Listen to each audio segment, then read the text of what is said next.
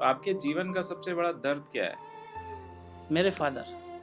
आपके फादर आपके फादर का जाना। बचपन से भी हमारे फादर नहीं है। मेरे फादर कम से कम 23-24 साल हो गए उनको एक्सपायर हो गए थे। तो मेरे जो बड़े भैया हैं वही मेरे लिए सब कुछ है। मेरे पापा, मेरा भाई, सब कुछ मेरे लिए तो वही है। खुदकुशी की या उनके साथ किसी ने जबरदस्ती की। ओह! ये 450 किलोमीटर पैदल एक ऐसे साइड से गांव से। हाँ, कि जाऊंगा तो पैसे मांगेगा। मैंने जब अपना स्टार्टिंग किया था, रेंट भी मैंने दूसरे से लेके 1 महीने का एडवांस जमा किया था। हुँ, तो मैंने ये की बात बोली थी, मैं कहा मैं हाथ का कारीगर हूँ, जिंदगी में मार नहीं खाऊंगा। और कभी जो मेरी वाइफ है उसको भी ये बोला था कि तुझे कभी दिक्कत नहीं आने दूंगा। रोड पे चलते हुए भी सर मैं पैसा कमा के खिला सकता हूँ, अपने बच्चे पाल सकता हूँ। इसी वजह से मैंने हाथ का काम सीखा था। हाँ, 2013 में मैंने 10th पास की थी। तो मेरी जिद भी ये थी सर कि मुझे आज ही नोएडा जाना है, आज ही काम करना है, स्टार्ट करना अपना। ये नहीं है कि अभी पेपर दे दिया, अभी कुछ खेल लेंगे, कूदेंगे, मजे लेंगे, वो नहीं था मेरे जीवन में। मेरे जीवन में ये था कि मुझे कुछ सीखना है। मुझे कभी ये नहीं आया कि नौकरी करनी। अगर मैं नौकरी करता ना सर, आज भी मैं नौकरी बन के रह जाता काम से। आप लोगों को जान के खुशी होगी और जानना भी चाहिए कि पंकज जी का जो स्ट्रगल था, स्ट्रगल के बाद इनने अपना एक एस्टैब्लिशमेंट बनाया नोएडा में, एक वर्कशॉप एस्टैब्लिश किया। उसके बाद आज के टाइम पे इनके पास इनकी टीम में 4-5 10 लोग हैं जो काम करते हैं। और अच्छी बात कही इन्होंने कि नौकरी करना तो नौकर बन के रह जाऊँगा, मुझे मालिक बनना था। तो मालिक बनने के क्रम में बहुत सारे ऐसे उतार-चढ़ाव हुए होंगे। बहुत लोगों ने इनको डिच किया होगा, परेशान किया होगा, लूटा होगा, फँसाया होगा, होता ही है। सबके सबके अपने-अपने स्ट्रगल्स हैं, अपने-अपने मोमेंट्स होते हैं जीवन के। तो जीवन आसान नहीं है। तो आपका जो जीवन है पंकज जी, वो अब कैसा है और आज से 10 साल पहले कैसा था? आप सबका स्वागत है असली बात में। और आज हमारे गेस्ट हैं पंकज, जो पंकज को मैं बहुत सालों से जानता हूँ। और ये एक वर्कशॉप चलाते हैं। ये नोएडा सेक्टर 66 में है। और बहुत सपोर्ट करते हैं लोगों को। इनका आचार विचार नेचर बहुत अच्छा है। तो आज हम अपने जो जो चैनल है असली बात, उसके लिए हम इनसे बातचीत करेंगे और जानेंगे इनकी राय। तो पंकज जी, आपका स्वागत है। और पंकज जी, आप अपने बारे में थोड़ा बताइए। अ, मेरा नाम पंकज चौहान है। मैं मेरठ से बिलोंग करता हूँ। मैं 2013 में नोएडा आया था सर। हुँ, मैंने इस फील्ड में इतना संघर्ष किया है, हुँ, काफ़ी। मैं पहले आउटसाइड ही काम करता था, जी। सेक्टर 16 में। फिर मैंने कंपनियों वगैरह में भी काम किया है। आज खुद का मेरा अपना वर्कशॉप है 66 में, ममूरा कार मार्केट बोलते हैं। अपना गाड़ियों का काम है टोटल। क्या नाम है आपके वर्कशॉप का? ये शिव ऑटोमोबाइल नाम है शिव ऑटोमोबाइल। शॉप का, जो हमारा गैराज का। ओके। हाँ तो आपने जब इसको स्टैब्लिश करने की सोची तो किन लोगों ने आपको मदद की थी? सर, देखो शुरू से ही मेरे भाई ने मेरी मदद की है, स्टार्टिंग से ही। बचपन से भी हमारे फादर नहीं है। अच्छा, ओके। मेरे फादर कम से कम 23-24 साल हो गए उनको एक्सपायर हो गए थे। हुँ, हुँ। तो मेरे जो बड़े भैया हैं वही मेरे लिए सब कुछ है। मेरे पापा, मेरा भाई, सब कुछ मेरे लिए तो वही है। तो उन्होंने ही मुझे यहाँ पर नोएडा में ला के अपने पास रखा। मैंने भी बहुत संघर्ष किया सर। हम यहाँ रेंट पे रहते थे नोएडा में, आज भी रेंट पे ही है, बट मैंने अपना कर लिया। आज खुद का मेरा अपना मकान है। Okay, very good. हाँ, बहुत संघर्ष किया मैंने और मेरे बड़े भाई ने। तो आज हम इस लेवल पे हैं जो आज कोई दिक्कत नहीं है, ऊपर वाले की दुआ से बहुत संघर्ष किया है। तो क्या संघर्ष रहा? जैसे आप कह रहे हैं कि ये बड़ी बात है। दर्शकों, मैं आपको बता दूं कि असली पॉइंट का मतलब ये है कि जो छोटे स्टार्टअप्स हैं ना, जो बेसिक लेवल पे हैं, जिनकी शॉप्स हैं, उनको कोई सुनता नहीं है। तो हमारा एक जस्ट एक दिन बैठा था और मुझे एक थॉट आया कि क्यों ना हम ऐसे स्टार्टअप्स को, जिनका जो अपना पीआर कहीं नहीं करते, जो अपना प्रमोशंस कहीं नहीं करते, इनका प्रमोशंस ही इनका वर्ड ऑफ माउथ होता है। तो जब जैसे मैंने अगर सुना, वर्ड ऑफ माउथ क्या होता है वो भी मैं क्लेरिफाई कर दूं इनके लोगों के लिए कि लोग, मैंने अगर किसी ने मुझसे पूछा कि एक अच्छा वर्कशॉप बताओ नोएडा में, तो मैं रेफ़र करूंगा इनका नाम कि ये बहुत अच्छा, इनका एक वर्कशॉप है नोएडा में और ये बहुत अच्छा गाड़ियों की सर्विसिंग वगैरह करते हैं।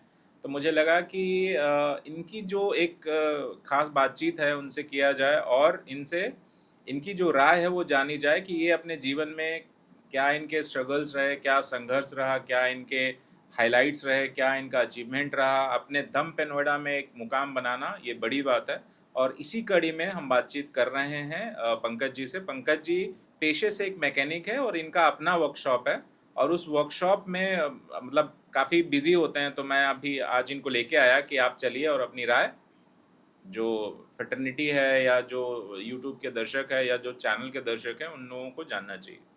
तो इसी कड़ी में हम जानेंगे कि पंकज जी का जीवन कहाँ से शुरू हुआ और जीवन में अलग अलग पड़ाव पे क्या क्या संघर्ष रहा।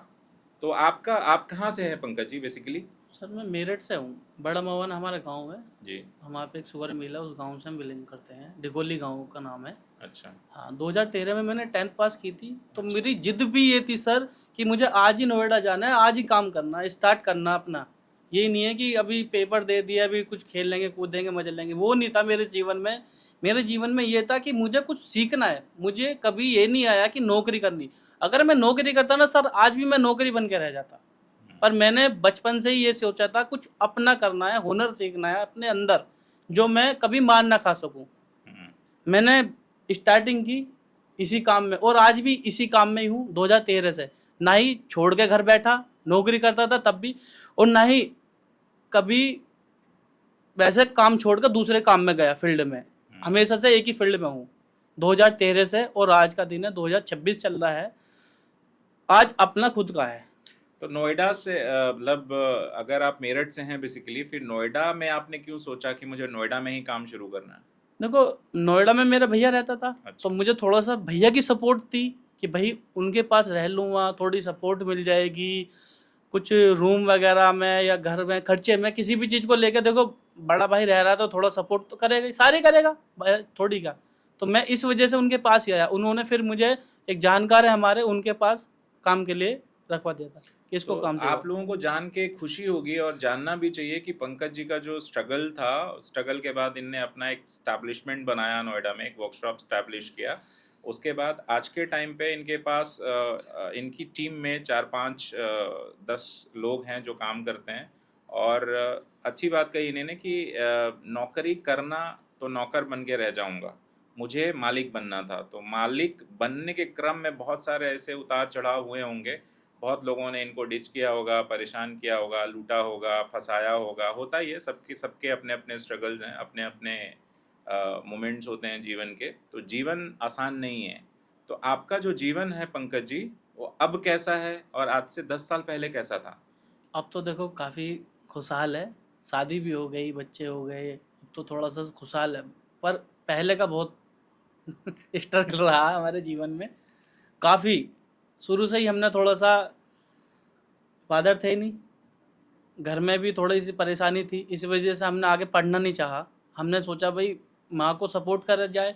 माँ ने भी हमें पाल के बड़ा कर दिया, पढ़ा दिया, लिखा दिया, अब क्या हम उनके सारे रहेंगे जीवन भर।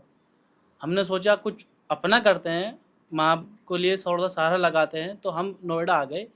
नोएडा आने के बाद हम 2013 से अब तक यहीं हैं।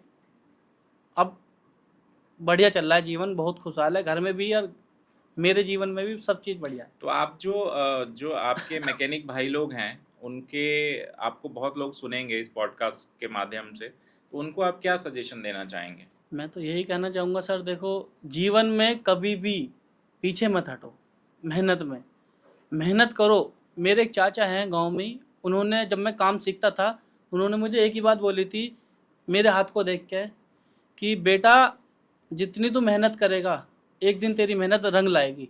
और आज मेरी मेहनत रंग लाई।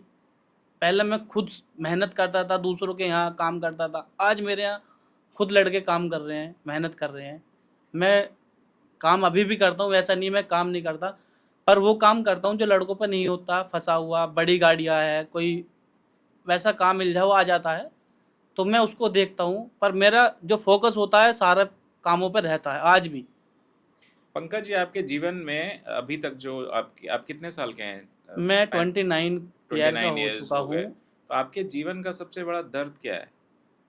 मेरे फादर, आपके फादर का जाना क्या हुआ था, कैसे गए वो?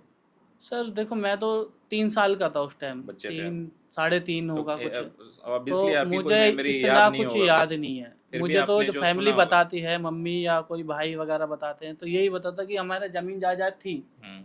हमारे जो दादाजी थे, उनके नाम पे 100 बीघा ज़मीन थी। हम्म। उसमें 4 भैया थे हमारे हम्म। फादर। तो उसमें क्या था, 25-25 बीघे आई। हम्म। उसमें भी हमारे पापा से ज़मीन हड़पने के लिए वो घर का मैटर था, ताऊ वो दादी वादी को लेकर उन्होंने सबने करा जो भी किया। हमें जो सुनने में आया, हमारी मम्मी बताती हैं कि ज़मीन के वजह से मेरठ में ताऊ रहते थे, तो वहाँ पे कुछ हुआ था। यहाँ से तो ठीक ठाक गए थे गांव से, तो हम्म। उन्होंने बुलवाया था, तो वहाँ से आए थे मरे हुए। अब हमें नहीं पता, ये ऊपर वाले को पता या उनको पता है कि उनके साथ क्या हुआ। उन्होंने खुद से खुद ही की हम्म। या उनके साथ किसी ने ज़बरदस्ती की। ओह, ये बड़ा दुखद है। बहुत ज़्यादा। और मुझे लगता है कि जब से हम लोग बात कर रहे हैं, आप अपने फादर का जो एक मिसिंग मोमेंट है वो अपने जीवन में काफ़ी याद कर रहे हैं। जी। और एक बाप का उसके उसका साया हट जाना किसी के लिए भी दुखदाई हो सकता है, किसी के लिए भी एकदम तकलीफ़देह हो सकता है। तो पंकज जी थोड़े इमोशनल हो गए हैं, बट हम लोग और बातचीत करेंगे। और आपका जो बचपन था वो भी बहुत स्ट्रगल भरा रहा। जी। और हम लोग बातचीत इसलिए कर रहे हैं क्योंकि स्ट्रगल तो सबके जीवन में होता है, बट स्ट्रगल को आप पास करके फिर आप अपने जीवन को बनाते हैं, जब आप कुछ अचीव करते हैं अपने दम पे, असली योद्धा वही होता है। तो आप इससे इत्तेफाक रखते हैं पंकज जी? मतलब आप क्या ये बात सही है? बिल्कुल राइट। थोड़ा बताइए और कुछ। देखो, मैं तो यही कहूँगा सर। कई लोग स्ट्रगल में टूट जाते हैं, बिल्कुल, बिल्कुल, बिल्कुल। तो वो जो वो ना टूटने हिम्मत की नहीं हारनी चाहिए। हिम्मत नहीं आनी हाँ, चाहिए। मेरे घर वालों ने मुझसे एक चीज़ पूछी थी, जब मैं पढ़ाई करता था, कि तुझे क्या करना है? आगे लाइफ में क्या करना है? मैं तो यही कह रहा था कि मुझे तो अपना कुछ हाथ का काम सीखना है। मुझे ये नहीं पता था कि 2013 में कि गाड़ियों का काम सीखना है। मुझे ये पता था कि मुझे अपने कुछ हाथ का काम सीखना है, जो मैं ज़िंदगी में मार ना खा सकूँ।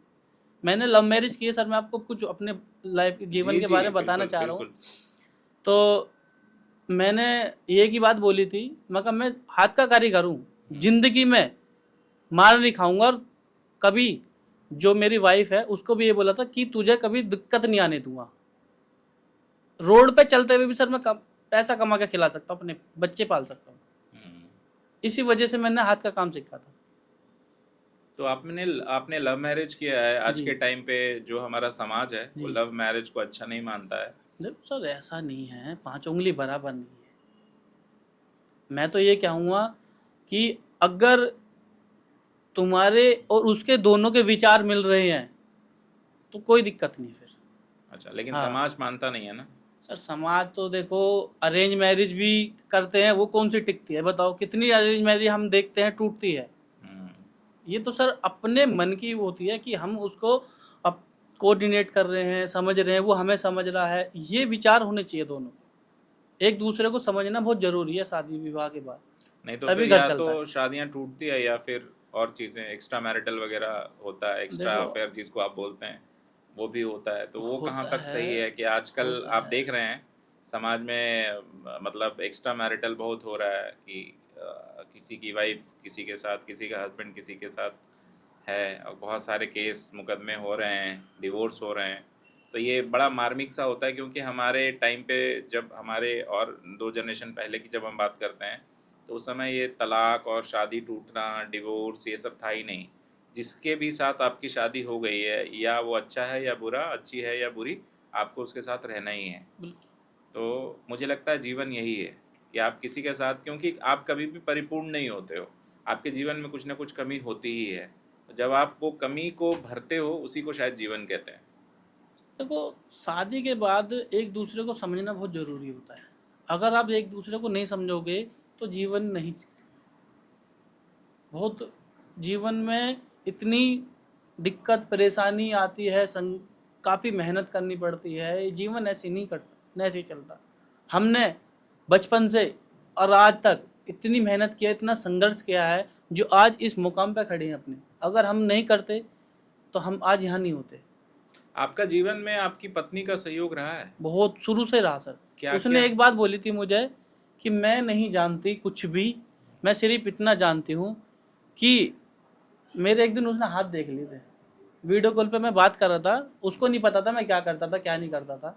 उसने सिर्फ एक दिन मेरे हाथ देख लिए थे काले, तो मुझसे बोलने लग गई थी कि तुम मैकेनिक का काम करते हो, कुछ वैसा हम्म, ठीक ठाक रिपेयर। मैं कहा हाँ, मैं कहा मैं गाड़ी मैकेनिक हूँ। मैं उसको ये भी नहीं बताया था मैं गाड़ी मैकेनिक हूँ, काफ़ी दिन बाद उसको पता चला था।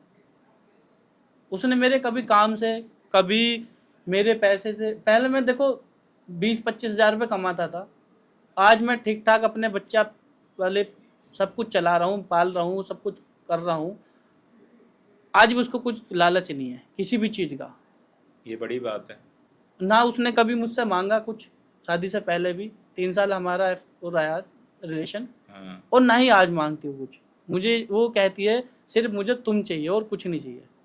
बड़ी बात है ये। मतलब हाँ, आज के टाइम पे अगर मैं शादियां टूटते हुए भी देखता हूँ तो शादियां जुड़ते हुए भी देखता हूँ, और अच्छा लगता है ऐसे सुन के कि इस चार इस साल स्टेज में भी ऐसे पार्टनर्स हैं जो एक दूसरे को सपोर्ट करते हैं और एक दूसरे का इस तरह से ख्याल रखते हैं, योगदान कर रहे हैं जीवन में। ये बड़ी बात है। 4 साल हो गए सर हमारी शादी को, अभी मार्च में थी 4 मार्च की।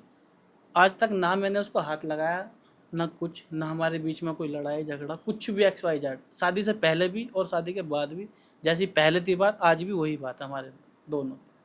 बड़ी बात है, बड़ी बात है ये। 7 साल हमारे रिलेशन को हो गए टोटल, मैरिज को और वैसे भी। कहाँ मिले थे आप उनसे पहली बार? सर ये अशोक नगर में ही रहती थी, अच्छा, और मैं, अशोकनगर, दिल्ली। हाँ मेरी वहीं कंपनी थी एक, उसमें मैं काम करता था। तो वहीं भी थोड़ा हमारा ऑनलाइन ही हमारा बात हुई थी, जो फेसबुक पे ही हमारी बातचीत हुई थी स्टार्टिंग। हाँ, तो गलती से उससे फ्रेंड रिक्वेस्ट आ गई थी, आई गलती से थी, मैं आज भी वही बहुत बोलूँ, मैं झूठ नहीं बोलूँगा ना, मैं झूठ बोलता। उससे गलती से फ्रेंड रिक्वेस्ट मेरे पे आ गई थी, इतने में वो डिलीट करने वाली थी, बता रही थी मैं डिलीट करने वाली थी, इतने में मैंने एक्सेप्ट करके मैसेज कर दिया था, जो बात है। हम्म। तो उनके से भी मैसेज आ गया था, जो मैंने सवाल किया था उसका जवाब आ गया था, तो वहीं से हमारी बातचीत स्टार्ट हो गई। तो आप जैसे कार मैकेनिक है पंकज जी, तो आपकी जो डीलिंग है वो कस्टमर से होती है। तो आपकी जो स्ट्रगल स्टोरी रही है या आपकी जो एक अचीवमेंट स्टोरी रही है, तो उसमें बहुत सारे कस्टमर्स से आपको वास्ता पड़ा होगा। कई लोग अच्छे होते हैं, कई लोग बुरे नहीं होते हैं। तो कुछ कस्टमर्स के बारे में बताइए, उनका एक्सपीरियंस कैसा रहा, और किन्हीं का एक्सपीरियंस अगर बुरा रहा वो भी बताइए, ताकि और जो लोग हैं, मतलब आपका जो स्किल सेट है डीलिंग का कस्टमर से वो बहुत शानदार है, जो मैं एक्सपीरियंस करता हूँ। तो मुझे लगता है कि आपका जो एक रोल है, जो जहाँ है, अपने अपने अपने काम को सब लोग खुशी से कर रहे हैं, और काम तभी हो रहा है जब वो खुश हैं और वो काम को पसंद करते हैं। तो अपने काम को सबको पसंद करना चाहिए। फिर वो कस्टमर से जो आपकी डीलिंग है वो भी आप साफ़ सुथरा करते हैं। कई बार ऐसा हुआ है जहाँ पे आप बुरे फंसे हैं? सर ये तो ऑटोमोबाइल लाइन है, इसमें जो हमारे उस्ताद के भी उस्ताद कई थे। बार ऐसा हुआ होगा ना कि जो कार लोगों ने बनवाई होगी, फिर पैसा नहीं दिया होगा, या डिच करके चले गए होंगे, या परेशान किया होगा, ऐसा होता होगा। होता है सर। या कई बार आपने भी लोगों को परेशान किया होगा, ऐसी कुछ स्टोरीज हैं? हमने अपनी साइड से नहीं किया सर, अच्छा, आपने अपनी साइड से नहीं किया, वेरी क्यों, गुड। मेरा खुद का अपना काम है, अगर ऐसा करूँगा तो मेरा रोजी काम पे रोटी इफेक्ट वाली पड़ेगा। बात है ना, रोजी मेरा, रोटी के हाँ साथ ऐसा नहीं होना बिल्कुल चाहिए। बिल्कुल, मेरे काम पे इफेक्ट पड़ेगा। बट मैंने नहीं किया, मेरे साथ लोगों ने किया है। काम कराने के बाद फ़ोन ना उठाना, दोबारा रिटर्न ना आना वर्कशॉप पे, कि जाऊंगा तो पैसे मांगेगा, और काम कराने के बाद टोन कुछ होती है, काम कराने के बाद कुछ और हो जाती है उससे, ये इस सब काम चीज़ें। को करने में परेशानी क्या क्या है? जैसे कई लोग सुनेंगे आपको तो उनको मतलब लगेगा उनको सीखना चाहिए, क्योंकि हमने हमारे जितने भी चैनल्स हैं तो उसका जो एक पंच लाइन होता है कि खुल के बोलो, और वो उनके लिए लर्निंग भी होती है। क्योंकि अगर ये यूट्यूब पे या जो भी प्लेटफॉर्म्स हम यूज़ करेंगे, इंस्टा यूज़ करेंगे, एफबी यूज़ करेंगे, तो उस पे जो जाएंगे तो लोग जब देखते हैं तो वो सीखते हैं, सुनते हैं। तो आप अपने दर्शकों को बताइए या अपने उन कस्टमर्स को बताइए कि मतलब जो डीलिंग है कार ऑटोमेशन की, या कार जो आप बनाते हैं, तो वो कैसा होना चाहिए? मैं तो सर एक ही मतलब बात क्या क्या बोलूँ, परेशानियां हैं वो आप बता सकते परेशानी तो देखो ऐसा नहीं है किसी काम में ना हो, परेशानी तो आपको पता है कोई भी काम हो उसमें है, हैं? थोड़ी बहुत होती है, कुछ थोड़ी बहुत सामने से भी हो जाती है, पर इतनी कोई खास दिक्कतें नहीं आती हमें अपने काम में। हमारा खुद हाथ से काम है अपना, ऐसा नहीं हम किसी और के ऊपर डिपेंड रहते, हम अपने हाथ से काम करते हैं। अगर किसी मैकेनिक का काम ना चले तो उसको क्या करना चाहिए? जैसे किसी देखो ने नया नया इस्टेब्लिशमेंट किया अपने वर्कशॉप का, उसको भी जॉब नहीं करनी है मैं किसी के आपको अंडर। मैं आपको एक बात बताना चाहूँगा, मैं जब लास्ट टाइम अपना किया था मैंने काम, तो मैंने बिल्कुल जीरो से शुरू किया था सर। हम्म, ना ही कस्टमर थे और ना ही मेरे पास पैसा था। जो हम्म, मैंने अपना टूल वगैरह था मेरा, जब मैं सैलरी मिलती थी तो मैं थोड़ा थोड़ा टूल लाता था। मैं आपको बताना चाहूँगा अपने जीवन के बारे में, हम्म, जो आने वाले युवा हैं, मेरे भाई लोग हैं जो करना चाह रहे हैं काम, तो उनके लिए मैं बताना चाहूँगा, जैसे हम अभी दूसरे के यहाँ कर रहे हैं काम, उसमें से कुछ पैसे सेविंग करके अपना टूल वगैरह ला सकते हैं और आने वाले टाइम में धीरे धीरे करके अपना सेटअप जमा सकते हैं, फिर एक दिन अपना खुद का काम स्टार्ट कर सकते हैं। तो आप सजेस्ट क्या करेंगे लोगों को? जैसे कई लोग, बहुत बड़ी आबादी है जो दूसरे के अंडर में काम करती है, वो गवर्नमेंट एंड प्राइवेट दोनों जॉब्स हैं, जिसमें जो लोग जॉब्स करते ही हैं। तो खुद का काम करना ठीक होता है या नौकरी करना ठीक होता है? क्योंकि अगर खुद का काम के लिए दो चीज़ चाहिए, एक्सपीरियंस प्लस पैसा। तो अगर ये दोनों किसी पे ना हो, वो कैसे शुरू करे? तो मैंने भी, मेरे पास पैसा नहीं था, एक्सपीरियंस था। हम्म, मैंने 10 साल एक्सपीरियंस पहले किया है, उसके बाद अपना किया अब। तो मेरे पास पैसा तो था नहीं, मैंने जब अपना स्टार्टिंग किया था, रेंट भी मैंने दूसरे से लेके 1 महीने का एडवांस जमा किया था। हम्म, शॉप की। जी। तो मैं तो ये कहूँगा कि अगर आप करना चाह रहे हैं अपना, तो थोड़ा थोड़ा अपना सेटअप जमा के फिर करो, वैसे मैंने किया था। एक कंपनी में जब मैं काम करता था तो छोड़ के, मैं जहाँ मेरी आज वर्कशॉप है थोड़ी मेन रोड से अंदर है, फिर भी मैंने काम की क्वालिटी, जैसे मैं कंपनी में करता था वैसे ही मैं आज भी काम करता हूँ। वो वाली क्वालिटी दो कस्टमर को, जो एक बार आएगा वो दोबारा भी आएगा, काम देखेगा, अपना काम बोलता है। हम्म। काम अच्छा करके दो, हम तो यही कहेंगे बस, वो दोबारा आएगा लौट कर। आप जब पहली बार पिता बने, आपके कितने बच्चे हैं? 2 है। दो बच्चे हैं। आप जब पहली बार पिता बने, जी। तो पहला एहसास क्या था आपका? मैं नोएडा था और मेरी वाइफ गांव में थी उस टाइम, जब डिलीवरी का टाइम था। तो मम्मी हमारी जो घर पे है गांव में, वही लेके चली गई थी अस्पताल। रात का अच्छा। टाइम था, 1:30 बज रहे थे। मुझे कॉल आ गई थी 11 साढ़े 11 बजे कि ऐसे ऐसे दिक्कत हो रही है। तो मैंने कहा तुम लेके चलो, मैं आ रहा हूँ। मैंने उस टाइम तो देखो, जब मैं नौकरी वगैरह करता था कुछ नहीं था मेरे पास, एक बाइक भी नहीं थी अपनी खुद की। आज दो दो गाड़ियाँ हैं, हम्म, एक गांव में रखता हूँ, एक यहाँ रखता हूँ, हम्म, स्कूटरी बाइक सब कुछ है। मैं गाड़ी लेकर निकल गया यहाँ से, मैं पहुंच ही गया था, उससे पहले मुझे कॉल आ गई थी कि लड़का हुआ है। मेरे सर यहाँ से ना रोंगटे टूट गए थे, मुझे इतनी खुशी हुई थी कि मैं बाप बन गया, और वो भी बेटा हुआ, जो सबसे पहले खुशी होती है बेटे की ज़्यादा होती है। देखो मेरे हम्म, मानना ये है, लोग बाग कहते हैं कि बेटी की, मुझे बेटी की भी खुशी। मैंने जो बेटी हुई अभी मैंने खुद से मांगी है। हम्म।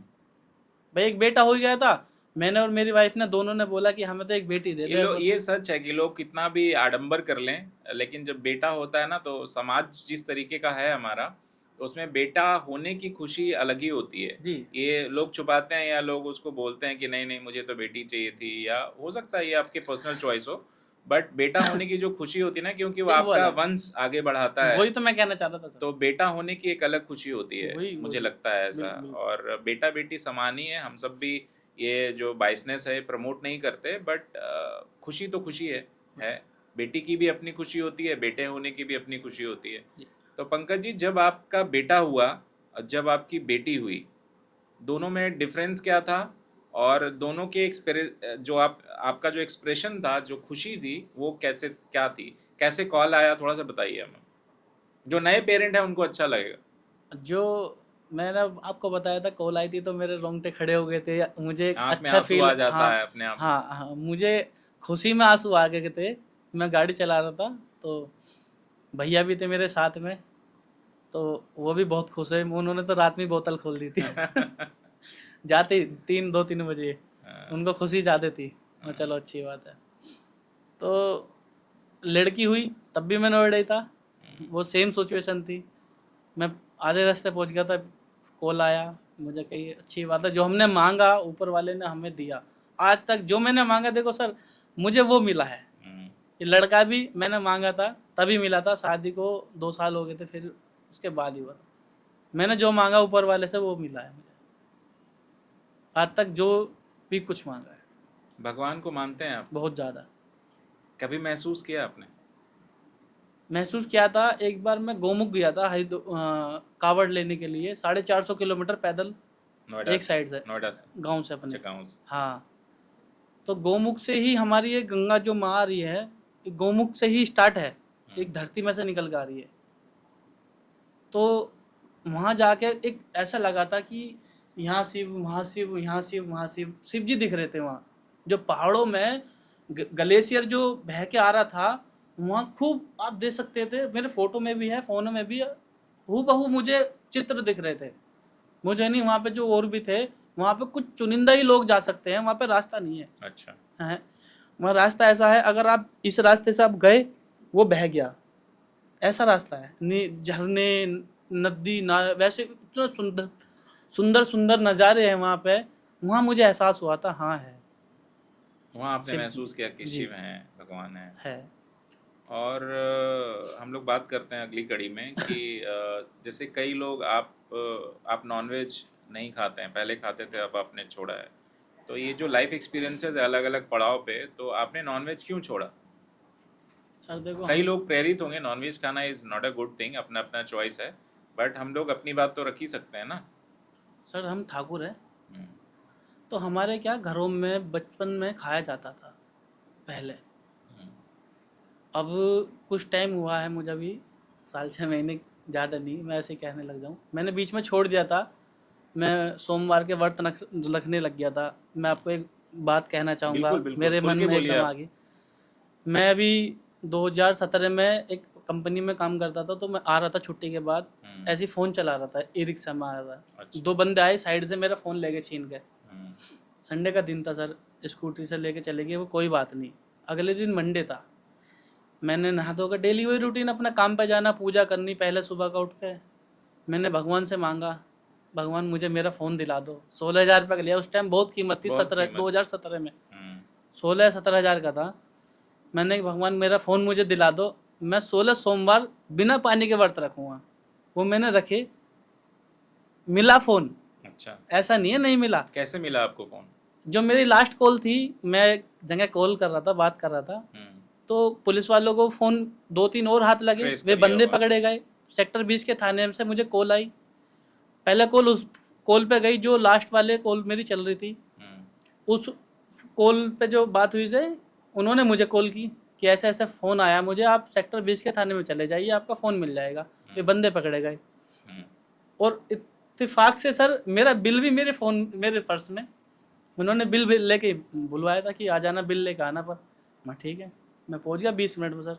सेक्टर 5 से 20 पास ही है। जाके मैंने बता दी सारी बात, उन्होंने भी देखा बिल विल सब कुछ सही है, हाँ। फिर उन्होंने बोला कि फ़ोन तो मिल जाएगा, आपको ज़मानत करानी पड़ेगी। हमने वहाँ से ज़मानत कराई, सूरजपुर गई, ये वो फलान सब कुछ कर करा के हमें मेरा फ़ोन मिल गया, पहले मंडे वाले दिन ही है। अगला मंडे आया भी नहीं था। तो हमने तो जी उसी दिन से स्टार्ट कर रखा था, 16 सोमवार बिना पानी के हमने व्रत किया जी। फिर मैंने उस टाइम छोड़ दिया था चिकन। अच्छा। फिर जब हमने उद्यापन वगैरह कर दिया, उसके बाद फिर तुम्हें पता, जब संगति ऐसी होती है तो आदमी खाने पीने लग जाता है। उसके बाद अब लास्ट टाइम मैंने बिल्कुल त्याग ही दिया, कसम ही खा ली अब नहीं खाऊंगा। वो इस वजह से छोड़ा था सर, जो प्रेमानंद बाबा हमारे हैं प्रेमानंद महाराज जी जी, हैं, मथुरा से हाँ हाँ हाँ, वृंदावन में हैं, उनका उनकी आश्रम है। उनके प्रवचन चल रहे थे, वो सुन रहा था मैं फ़ोन पे। हम्म, तो उनकी एक बात मुझे बहुत अच्छी लगी हम्म, कि आप चिकन खाते हैं, मटन खाते हैं, अंडा, मच्छी, मीट, वो तो सब कुछ उसमें ही आ गया है, तो एक बेजुबानी, हम्म, उसको काट के खा रहे हो तो उसको दर्द नहीं होता। जान सब में है, हृदय सब में है, सब अपनी जान को बचाते हैं। आप, एक चींटी इधर से जा रही है, अगर मैंने उंगली लगा दी उसके आगे, तो वो भी अपना रास्ता बदल देगी, अपनी जान बचाने के लिए अपना रास्ता बदल देगी।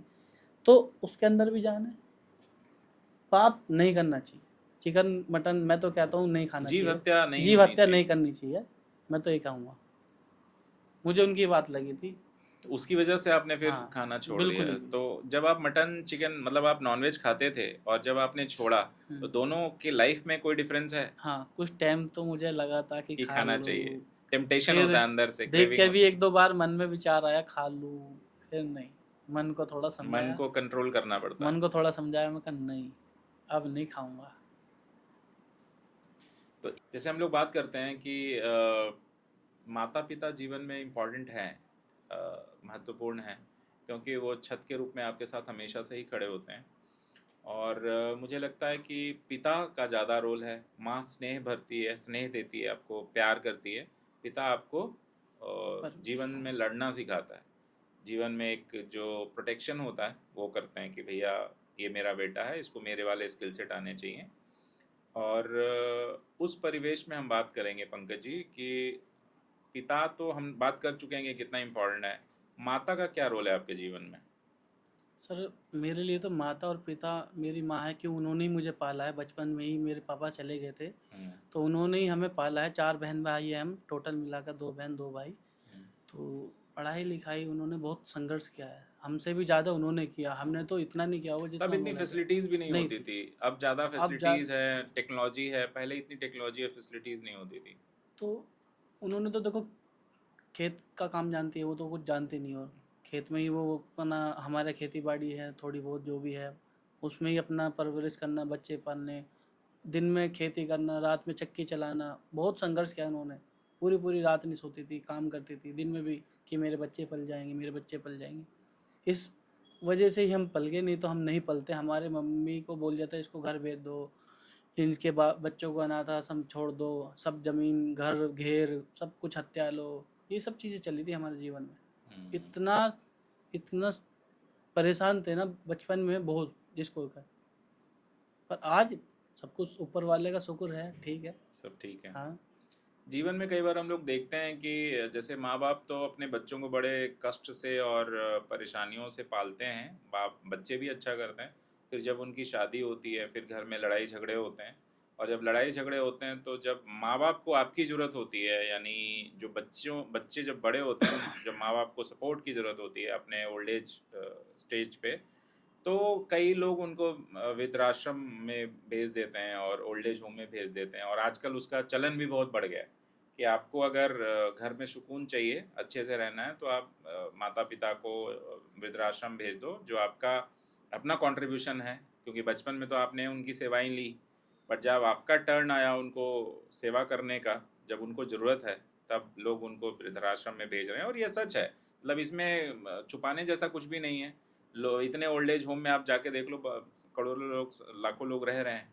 तो आप क्या कहना चाहेंगे इसमें? आपकी आपकी क्या वो है? सर, ये वृद्धाश्रम अगर चल रहा है, क्यों चल रहा है कि उसका रीज़न ये है, लड़की जो अपने माँ बाप को छोड़ के आती है लड़के के घर, हाँ। तो वो अगर अपने माँ बाप को उन्हें स्वीकार कर ले तो ये सब चीज़ें होगी नहीं। वृद्धाश्रम जब भी तो चल रहा है, लड़की सास ससुर समझती है, और तभी ये सब चीज़ें घर में रहती है कलेश। अगर वो माँ बाप मान ले, अगर सास ही, मैं तो बहू को नहीं बोलूँगा, सास ही अगर उसे अपनी बेटी मान ले, तो फिर क्या है, क्या लड़ाई, काहे का झगड़ा। हम्म। जिस तरह से लड़की अपनी सास, अपनी जो मम्मी है, उससे घंटों घंटों प्यार भरी बातें करती है, मेरी बच्ची मेरी बच्ची, इस तरह अपनी बहू को प्यार करे तो वो काहे क्यों नहीं करेगी, वो भी उनकी सेवा करेगी। अगर हमारे 2 आँख है ये, हम उसको एक आँख से देखेंगे तो सही दिख जाएगी, हैं? 2 आँख है, दोनों आँख से उसको भी अपनी लड़की स्वीकार कर लो, फिर कहेगी कुछ भी लड़ाई नहीं है।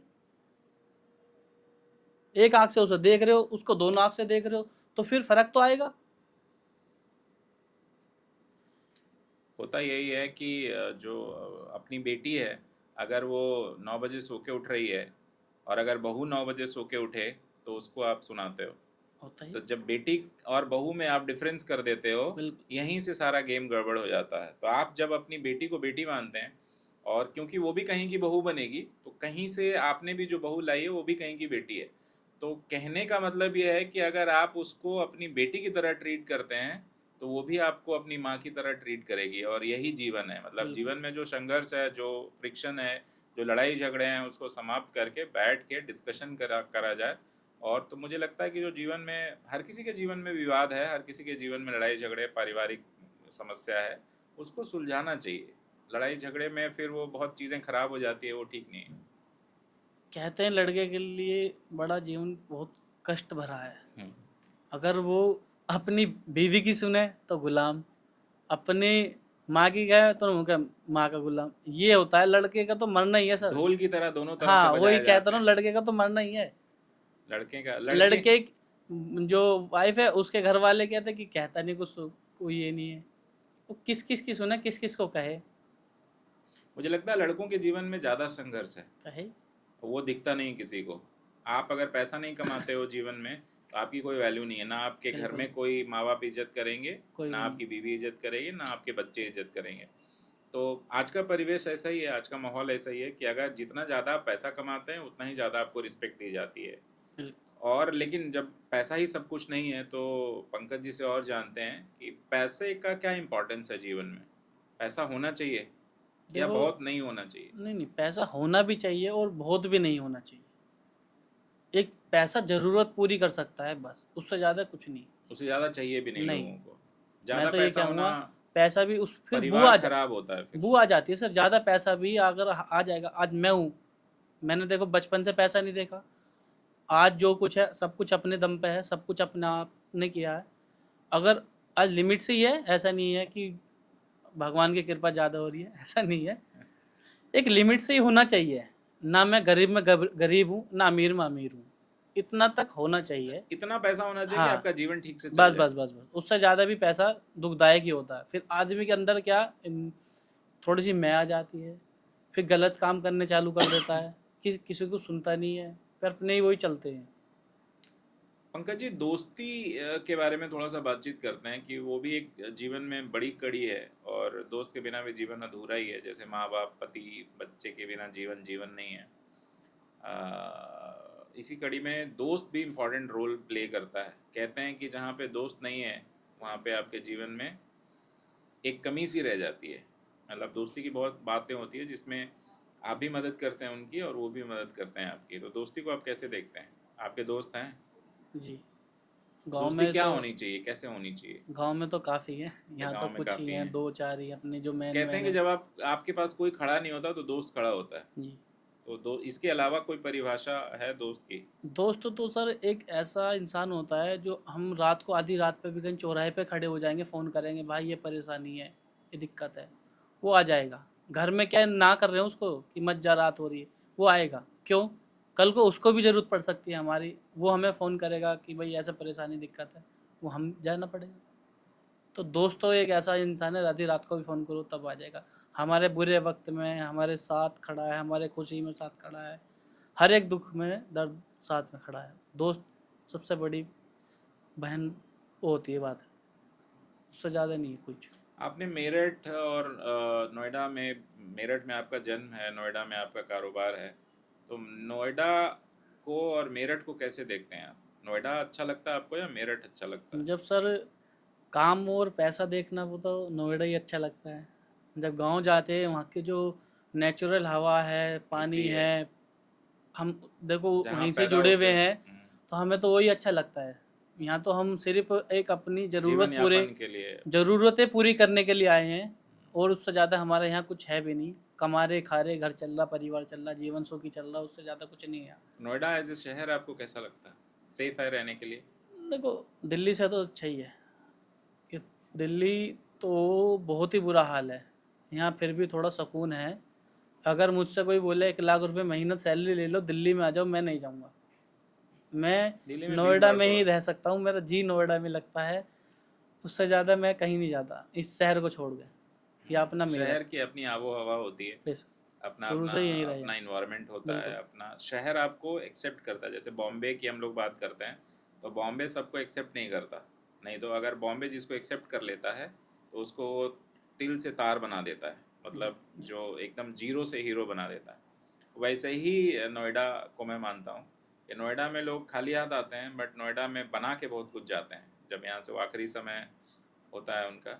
सर ये कहा जाता है कि नोएडा में कमाने वाला होना चाहिए, पैसे की कमी नहीं है। पैसे की कमी मुझे नहीं। किसी ने बोला था ये बात, मैं आज भी याद रखता हूँ। मैं देखो, कभी भी अपने पुराने दिन नहीं भूलने चाहिए इंसान को, मैं भी नहीं भूलता। तो इसलिए मुझे कुछ-कुछ बातें ऐसी हैं मेरे आज भी जीवन में, जो मैं कभी भी फ्री टाइम में रहता हूँ, ये सब याद रखता हूँ कि कमाने वाला होना चाहिए, पैसे की कमी नहीं है नोएडा शहर में। दिन रात मेहनत करो, यहाँ तो दिन रात पैसे की बरसात है। जी, मैं एग्री करता हूँ इस बात से, क्योंकि नोएडा ने मुझे भी बहुत कुछ दिया है। और लगभग मैं 20 से 22 साल से नोएडा में हूँ। तब भी एक नोएडा एक्सटेंशन, ग्रेटर नोएडा इतना सघन नहीं था, खाली खाली खेत होते थे। बिल्कुल। और नोएडा था। नोएडा बहुत खूबसूरत शहर है, सेफ़ है रहने के हिसाब से, अगर छीट-फूट घटनाएं छोड़ दें तो। और आप रात में भी इजली 12-1 बजे 2 बजे घूम सकते हो। ऐसा बहुत कम सिटी है इंडिया में भी। और पैसे जीवन यापन के मामले में भी अच्छा है। तो अच्छा लगा आपसे आपसे बातचीत करके पंकज जी। और धन्यवाद आपका कि आप आए और आपने अपनी जो जीवन की एक आपकी एक्सपीरियंसेस हैं वो आपने साझा किया। और उम्मीद करेंगे कि कभी और इस पे हम लोग बातचीत करें, तो आप आके अपना अगला एपिसोड भी हम करेंगे इस पे। Thank you so much. हम लोग बातचीत करते हैं। अभी हम लोगों ने पंकज जी के साथ बातचीत की थी। अभी उसी कड़ी में हम लोग कन्वर्सेशन को और आगे बढ़ाते हैं। तो हमारे साथ अब जो नए गेस्ट हैं वो अनुज जी हैं, ब्रजेश सिंह हैं, जो कि मूल रूप से अलीगढ़ के हैं। और इनका भी एक एसेसरीज़ का बिजनेस है नोएडा में ही। तो ब्रजेश जी, अपने बारे में आप कुछ बताइए। मेरा नाम बिरजेश सिंह है। मेरे शॉप है गीताकार एसेसरीज़ के नाम से। जी। सेक्टर 66 में मेरी शॉप है गीताकार एसेसरीज़ के नाम से। और तो आप भी जब अलीगढ़ से नोएडा में आपने बिजनेस सेटअप किया तो क्या क्या प्रॉब्लम्स आई? फंड कहाँ से लाया आपने, पैसे कहाँ से आए? सर हम स्टार्टिंग से यहीं आइडिया कहाँ से आया आपको ये बिजनेस करने का, कि कार का एसेसरीज का बिजनेस करना चाहिए? आपको कार का शौक है? मुझे कार का आज शौक है। आपको कार का शौक है तो बचपन मॉडिफिकेशन से ही शौक है। बचपन से ही शौक है, हाँ जी। तो मॉडिफिकेशन का भी शौक होगा। हाँ जी। तो वहीं से आपको आइडिया आया होगा। हाँ मुझे जब मैं छोटा सा था तो मैं दूसरों की गाड़ियों को देखता था। तो जैसे उसमें म्यूज़िक सिस्टम है, एलॉय व्हील हैं, सीट कवर हैं, उधर से मुझे शौक लगा गाड़ियों का। तो आज जो हम लोग बातचीत कर रहे हैं, इससे पहले भी जो हमने बातचीत की थी, वो कारों के डॉक्टर हैं पंकज जी और ब्रजेश जी। हाँ जी। तो जो कार को ठीक करते हैं, कार आज के टाइम पे लाइफलाइन है। सबके पास एक गाड़ी, एक घर, एक बीवी, एक बच्चा या 2 बच्चा है ही। और एक हर इन लोगों का जो मिशन विज़न है कि ये लोग चाहते हैं कि हर घर में एक गाड़ी हो, और चले तो चले, जब खराब हो तो इन्हें बुलाया जाए। तो इसी मिशन को आगे बढ़ाते हैं। और लोगों पे वैसे भी पैसा आता है तो एक गाड़ी तो होनी ही चाहिए। लोग पर्सनली ट्रैवल करना चाहते हैं, अपने अपने पब्लिक ट्रांसपोर्ट नोएडा में वैसे भी नहीं है, कम है। तो जो लोग पैसा बना रहे हैं या कमा रहे हैं, जो लोग यहाँ पे घर ले लिया है नोएडा जैसे महंगे शहर में, तो वो लोग कोशिश करते हैं कि उनकी एक गाड़ी हो, भले वो ईएमआई पे हो, और उसमें थोड़ा बहुत मॉडिफिकेशन तो हो। तो कैसे क्या क्या मॉडिफिकेशंस ज़रूरी होता है अगर कोई बेस मॉडल ख़रीदता है या कोई नई गाड़ी आती है? तो कुछ एसेसरीज़ तो इनबिल्ट आती है, कुछ चीज़ें एकदम से आप उनको सजेस्ट करते होंगे कि आप ये चीज़ें लगवाइए तो आपकी गाड़ी। और तो वो क्या क्या एसेसरीज़ हैं जो ज़रूरी हैं ब्रजेश जी? जैसे कि बेस मॉडल में ज़्यादातर म्यूज़िक सिस्टम वगैरह नहीं आते हैं, तो उसमें मेन म्यूज़िक सिस्टम है। उसके बाद मैट्स हुए, सीट कवर हुए, और काफ़ी चीज़ें हैं, तो उसी का तो सारा वही आप काम है। सजेस्ट करते हैं। प्राइसिंग कैसी रहती है आपकी? प्राइसिंग। क्योंकि नोएडा में एक मार्केट है, कार मार्केट बहुत फेमस है, जो सेक्टर 16 में है। हाँ एक ममूरा में भी है, बट वो थोड़ा छोटा मार्केट है। मुझे हाँ लगता है 16 वाला मार्केट ज़्यादा बड़ा है। दिल्ली में भी कई कार मार्केट हैं। तो नोएडा वाला जो कार मार्केट है 16 में, जो फिल्म सिटी के पास है, हाँ। और जो आपके मार्केट में है, तो दोनों में प्राइसिंग का क्या डिफरेंस होता है? सर प्राइसिंग का ये डिफरेंस है कि सेक्टर 16 में हर तरह के प्राइस हैं, कि किसी का भी रेट वो कुछ भी बता सकते हैं। वहाँ पे बट दलाली बहुत है, हाँ, आप लाइजनिंग रोड पर बहुत। खड़े, मतलब आप रोड पर पहुंचोगे वहाँ पे इतने आ जाएंगे आपको पकड़ने वाले कि आओ चलो हम काम करवाते हैं, हम काम करवाते हैं। ब्रोकर, बिचौलिए बहुत हैं वहाँ। बिचौलिए बहुत हैं वहाँ पर। तो सबसे मैं ये कहना चाहता हूँ कि सीधा दुकान पर, शॉप पर जाएं, डायरेक्ट बात करें, ओनर से बात करें डायरेक्ट डायरेक्ट। ओनर से बात करें। तो वहाँ पे जो भी डिस्काउंट है या जो जेन्युइनिटी है प्रोडक्ट की, जो ओरिजिनल पार्ट मिलेंगे, हाँ जी, तो उनके थ्रू ओरिजिनल पार्ट्स मिलते हैं और गारंटी वारंटी भी मिलता है। हाँ लेकिन जी, अगर आप बिचौलिए के थ्रू आते हैं तो उनको कमीशन देना पड़ता है, कमीशन देना और पड़ता जब कमीशन देंगे तो पार्ट्स की गारंटी नहीं है। हाँ होगी, जी, हो सकता है वो डुप्लीकेट पार्ट्स भी लगाए डुप्लीकेट जाएं। पार्ट डालते तो हैं। ये डुप्लीकेसी बहुत होता है। तो आपको, आपने बताया कि आपको बचपन से ही कार का शौक है, तो कार का शौक के साथ साथ आपको और किन चीज़ों का शौक है? जैसे कार का एक शौक तो हो गया, इसके अलावा म्यूज़िक का बहुत शौक है। म्यूज़िक का बहुत शौक है। तो कार में ही आपने म्यूज़िक इनबिल्ट करना शुरू कर दिया, हाँ जी, हाँ बेस जी। ट्यूब देना शुरू कर दिया। तो कार में कई लोगों को मैंने रोड पे देखा है कि वो लोग म्यूज़िक बहुत लाउड चलाते हैं, और उससे आसपास के जो फैमिलीज़ हैं या और भी जो लोग हैं जो जो नॉर्मल, कई लोग चिढ़े हुए हैं जो ऑफिस से आ रहे हैं, उनका मूड ऑफ है, उनके बॉस ने उनकी झाड़ लगाई है, और आप बहुत लाउड, और कई लोग हैं जो लाउड म्यूज़िक चला रहे हैं, तो वो झुंझलाहट होती है, उनको अच्छा नहीं लगता। और उनके गाइडलाइंस भी है, जो मोटर व्हीकल एक्ट है उसमें गाइडलाइन भी है कि आपको कितने साउंड पे, कितने ट्रैक ट्रैक पे चलाना है म्यूज़िक। तो जो लाउड म्यूज़िक चलाते हैं रोड पे, वो ठीक है? आपको क्या लगता है? मेरे हिसाब से ठीक नहीं है लाउड म्यूज़िक, पर अपना अपना नॉर्मल सुन सकते हैं। नॉर्मल जितनी साउंड गाड़ी में होनी चाहिए, उतना उतना उतना ही परमिसेबल हाँ है जी, कि हाँ जी, आवाज़ बाहर नहीं जानी चाहिए, हाँ जी, और वो सुनने में ठीक हो, उनके बीट्स और ट्यूटर वगैरह ठीक हो, हाँ तो जी, हाँ। एक माहौल अच्छा रहता है गाड़ी का। आप लॉन्ग ड्राइव पे भी जा रहे हो तो आजकल लॉन्ग ड्राइव का भी क्रेज़ है लोगों को। और लॉन्ग ड्राइव से हम लोग देखेंगे कि जैसे जो न्यूक्लियर फैमिली है, जो अपना वीकेंड सेलिब्रेट करते हैं, तो ड्रिंक एंड ड्राइव भी होता है, वो भी अनएथिकल है, वो भी परमिसेबल नहीं है। ड्रिंक एंड ड्राइव में कई बार लोगों की जान चली जाती है, आपकी वजह से भी कई लोगों की जान चली जाती है, जो बेचारे अच्छे खासे रोड पे निकले थे और वो कहीं जा रहे हैं अपने मकसद में, और उनका एक्सीडेंट हो जाता है। तो रोड एक्सीडेंट भी बहुत हैं।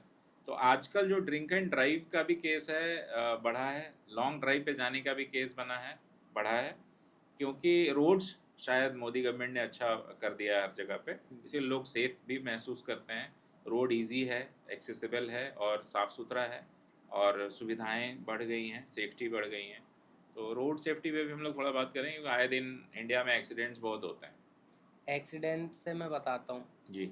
अभी कुछ दिनों की बात है, मेरे साथ भी दुर्घटना घटी है। जी।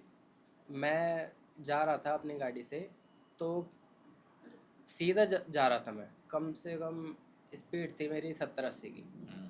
तो मैं सीधा जा रहा हूँ, तो अचानक से ट्रक वाले ने साइड मारी मुझे, हम्म। और मुझे पता ही नहीं चला कि क्या हुआ अचानक से। हम्म। पीछे वाले लोगों ने देखा कि गाड़ी 2-3 बार पलट चुकी है, हम्म। तो फिर उन्होंने मुझे उठाया, गाड़ी से बाहर निकाला, और बस ईश्वर की कृपा से मैं बच गया। मुझे भगवान, कुछ भी चोट वगैरह चोट नहीं नहीं आई। लगी आपको? हाँ जी। तो आप क्या एडवाइस देना चाहेंगे जो हमारे दर्शक हैं कि रोड में, रोड पे जो गाड़ियां चलती हैं या जो आप गाड़ी चला रहे हैं, तो वो इतना ध्यान से चलाना चाहिए कि आप भी सेफ़ हों और लोग भी सेफ़ हों, सीट बेल्ट लगाना चाहिए, और ड्रिंक एंड ड्राइव ना करें, और बेस ट्यूब जो है आपका, उसका साउंड इतना हो कि आपको भी ध्यान भटक ना जाए, और जो लोग गाड़ियाँ चला रहे हैं रोड पे उनको भी डिस्टर्बेंस ना हो। और ध्यान से होना चाहिए, क्योंकि आपका जीवन अनमोल है, और आपके बीवी बच्चे, माता पिता और भी जो डिपेंडेंट है आप पे, वो लोग आपका इंतज़ार करते हैं, क्योंकि एक बच्चे को पाल पोस के बड़ा करने में, उसको सेट करने में आमूनन पूरा जीवन निकल जाता है माँ बाप का, और सबकी उम्मीदें होती है आपसे। अगर आप अकेले भी हैं कहीं किसी कोने में भारत के, तो भी भारत सरकार आपको सेफ्टी गारंटी देती है, देश आपका है और आपसे ही देश है। तो इसी बात, और कुछ बोलना चाहेंगे ब्रजेश जी? और सर, आपकी तरह जो नवयुवक लोग हैं, उनको आप क्या एडवाइस देना चाहेंगे अगर वो गाड़ी चला रहे हैं? क्योंकि आपकी एक्सपर्टीज़ है वो कारों में है, गाड़ियों में है। कई टैक्सी वाले भी आपके पास आते होंगे, कई बार वो मजबूर होते होंगे, कई बार उन पे पैसा नहीं होता होगा, कई बार वो उधारी आपने दिया, वो लेके चले जाते होंगे, आपके पैसे भी डूब जाते होंगे, है ना? तो ऐसे केसेस में आप क्या करते हैं, मतलब कैसे उसको देखते हैं? ऐसा कभी हुआ है आपके साथ? हाँ, हुआ है। काफ़ी बार हुआ है। तो एक आध एग्जांपल दीजिए, दर्शकों को बताइए कि क्या करना जैसे चाहिए, क्या नहीं करना चाहिए। टैक्सी वाले जब हमारे पास आते हैं तो काम करा लेते हैं, काम कराने के बाद बोलते हैं कि भैया मेरे पास इतनी ही है, बस इतनी ही है, अगली बार नेक्स्ट टाइम मैं दे दूँगा, आप बैलेंस कर लो। कोई बात नहीं, कर लेते हम। फिर वो नेक्स्ट टाइम से आता ही नहीं है। पैसे तो गए गए, कस्टमर भी गया हमारा। तो जैसे जितने भी टैक्सीज, मैं ब्रांड का नाम नहीं लूँगा, जो भी ब्रांड ब्रांड जो भी कंपनीज टैक्सी ऑपरेट करती हैं, तो उनका कई बार टैक्सी स्ट्राइक भी होती है। ओला उबर भी जो लोग हैं, वो जो लोग ड्राइव करते थे, अभी भारत टैक्सी एक नई कंपनी आई है, इंडियन गवर्नमेंट की भी स्टेक है उसमें। तो उनका जो मुझे लगता है कि कई बार उनकी मजबूरी होती होगी, कई बार वो लोग जानबूझ के भी करते होंगे। तो मजबूरी वाले केसेस और जानबूझ के करने वाले केसेस में आपने कुछ देखा, कहीं कुछ महसूस किया कि कई लोग आपको उल्लू बना के चले गए हों, हुँ, उधार लेके चले गए हों, फिर आपके दर्शन, आप अपना दर्शन कभी नहीं दिया? ऐसे लोग हैं? ऐसा ऐसे लोग हैं। तो ऐसा और कभी आपके साथ हुआ हो तो ज़रूर बताइए। मेरे साथ ऐसा हो चुका है, 2 बार हो चुका है। लोग आते हैं, उधार लेके चले जाते हैं कि दे दूँगा, दे दूँगा। फिर कुछ अच्छे लोग भी होते हैं कि मैं शाम को जाके कर देता हूँ या कल जाके कर देता हूँ, वो कर भी देते हैं। पर जो गलत लोग हैं, वो बस शाम को करता हूँ, उनकी कभी शाम आती ही नहीं है। तो आपने अपने दुकान पे जो आपकी शॉप है, उस पे पोस्टर नहीं लगाया, आज नगद कल उधार वाला? लगा हुआ है मेरे अच्छा, भी लगा दुकान हुआ है, पे। फिर हाँ भी जी, उधारी माँगते हैं लोग। तो माँगते हैं। ये किसी भी जैसे बहुत छोटे लेवल पे जो बिज़नेस करते हैं इंडिया में, उनकी ये समस्या, मतलब वो फेस करते हैं कि उधारी वाला जो सिस्टम है इंडिया में कि अरे आप जानते तो हो मुझे, कर दूँगा मैं, आप मेरे दोस्त हो, आप मेरे भाई नहीं हो, हुँ, तो अब ये दिन आ गए कि आपको पैसा माँगना पड़ेगा। तो इस वजह से मुझे लगता है जो छोटे व्यापारी हैं, जो छोटे बिज़नेसमैन हैं, उनका जो पूरा करियर है, उनका जो पूरा एक स्पैन होता है बिज़नेस का, वो हैम्पर होता है, वो नुकसान में चला जाता है। और उसकी वजह से बहुत सारे शॉप्स बंद भी हो रहे हैं, बहुत सारे बिज़नेसेस बंद भी हो रहे हैं आउटस्टैंडिंग की वजह से, उधार देने की वजह से, और पैसा समय पे ना आता हो उनके, क्योंकि खर्चे तो हैं ही। हुँ, आपने अगर अपना स्टाफ रखा है तो सैलरी तो देंगे ही। तो उस परिवेश में मुश्किल हो जाता है बिज़नेस करना, है ना?